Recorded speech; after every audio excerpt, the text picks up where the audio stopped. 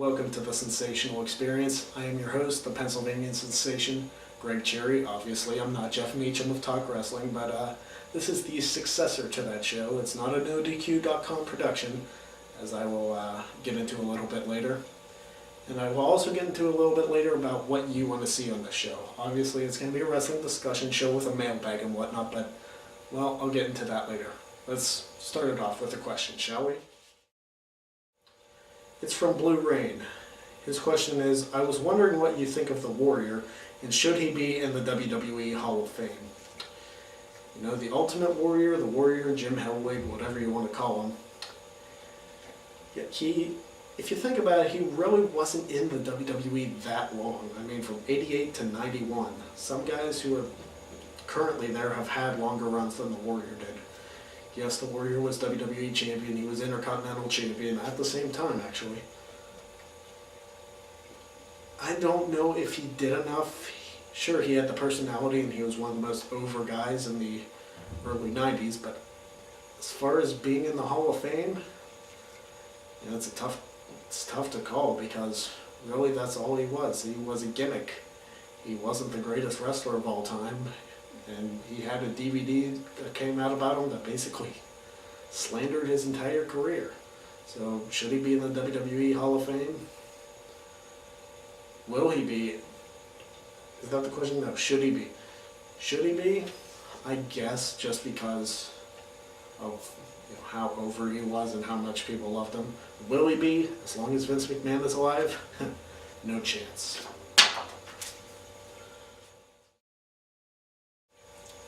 The next set of questions are from Scott. His first question is, do you ever think TNA will be big enough to actually compete with WWE's product?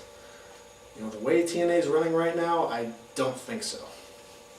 They have the talent, but they don't have the financial resources, and they don't get enough ratings. ECW gets higher ratings than TNA consistently. And ECW is a distant third brand, and I'll get to an ECW question, well, actually, in a couple questions.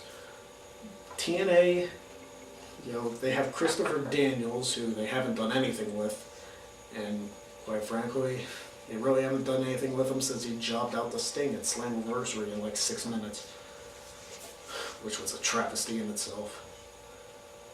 But yet you have AJ Styles, who really should be champion again because of how over he is and how good he still is. What is he, in his late 20s, early 30s, something like that? But instead, no, you have the Main Event Mafia, who's running everything. You have Angle, you have Booker T, who's King Booker. Let's face it, he's King Booker. You have Scott Steiner, who's hurt again. You have Kevin Nash, who was in the hospital. You have, who else do you have? I don't care. Let's face it, the Main Event Mafia is the Millionaires Club. Or, no, yeah, they are the Millionaires Club. And TNA, I guess, is the New Blood. Even though they're being led by a former WWE guy, figure that one out. The brilliance of Vince Russo writing. I don't see it happening. I don't see TNA overtaking WWE, and I'm surprised that the WWE hasn't tried to buy them out yet. Maybe they don't think that WCW, or maybe they don't think, well, WCW, TNA, pretty much the same thing.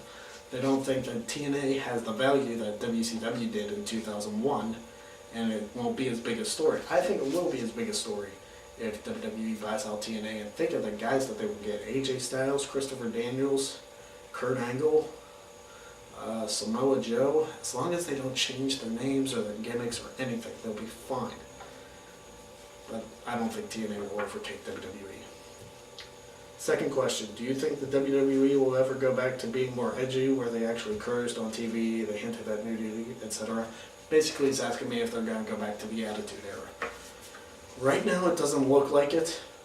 I mean, we'll see where this angle with Vince McMahon goes.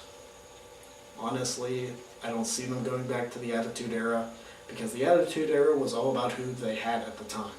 You had Stone Cold Steve Austin, you had The Rock, you had the Ministry Undertaker, you had both the McMahons, who were fresh heels at the time. You had Triple H just turning heel on DX. Well, you had DX too, you had the Union, you had the Corporation. It's all about who you have. Right now in this current era of guys, especially with some of the newcomers, I don't think you'd be able to pull off the Attitude Era the way you'd like. It certainly won't replicate the Attitude Era of 98 to 2001.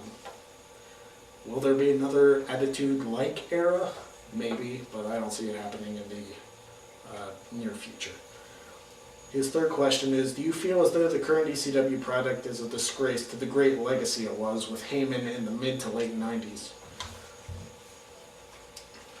Well, I'll put it this way. We know it's not the ECW we were promised.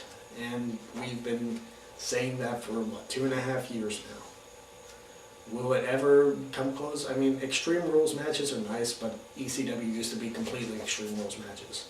As far as it being a disgrace, I don't think it's a disgrace. I mean, you finally put a world championship, and yes, it is still a world championship, on Matt Hardy, who I think has deserved the one for a while. And you put it on Mark Henry, who, quite frankly, he's been with the WWE for 12 years. I mean, he gave Mae Young gave birth to a hand. Let's face it, after all that he's been through with the sexual chocolate gimmick and whatnot, he deserved the world title, come on. And is building new talent like Jack Swagger and, well, we saw what I did with Braden Walker, but that's another story. But you also have the Morrison and the Miz, who basically ECW launched the careers of both those guys. Johnny Nitro was good, but he really didn't do anything until he was with ECW. Sure, he was the Intercontinental Champion, but we saw John Morrison really evolve when he went to ECW. Same thing with The Miz. So I don't know if it's a disgrace, it's just not the same.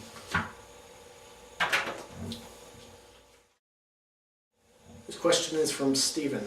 I want to know if you think Randy Orton will win the Royal Rumble and win the title at WrestleMania. You know, I'm going to get to the Royal Rumble predictions in a little bit. As far as him winning it, well, you'll have to see in the predictions, and if he does win it, I'll say this. If Randy Orton wins the Royal Rumble, he will win the title at WrestleMania. If he doesn't, he'll probably be put in a storyline with Mr. McMahon. That's really all I have to say about it because I'm doing the Royal Rumble predictions in a little bit. So, wait for him and see. This next question is from Eric. What do you think of the whole Shawn Michaels JBL storyline? You know, a lot of people said that they didn't like the storyline, and it's not believable because Shawn Michaels is one of the top guys in the business, and yeah, that's true. But quite honestly, people need to suspend their disbelief a little bit. I think that's the reason why wrestling isn't as popular, because we all read on the boards and on the websites that so-and-so is happening, and this storyline is going on and whatnot.